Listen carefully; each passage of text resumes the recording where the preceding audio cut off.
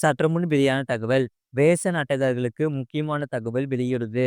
அது என்னன்னு பார்க்க போறோம். நீங்க நம்ம சேனல சப்ஸ்கிரைப் பண்ணாம இருந்தீங்கன்னா, மறக்காம லைக் பண்ணிக்கோங்க. சப்ஸ்கிரைப் பண்ணிக்கோங்க. மற்றவர்களுக்கு தெரியப்படுத்த ஷேர் பண்ணுங்க. தமிழகத்தில் மாதத்திற்கு சராசரியாக 40,000 முதல் 50,000 புதிய ரேஷன் கார்டுகள் வழங்கப்பட்ட நிலையில், கடந்த ஓராண்டில் 1,79 லட்சம் கார்டுகள் தான் வழங்கப்பட்டுள்ளன.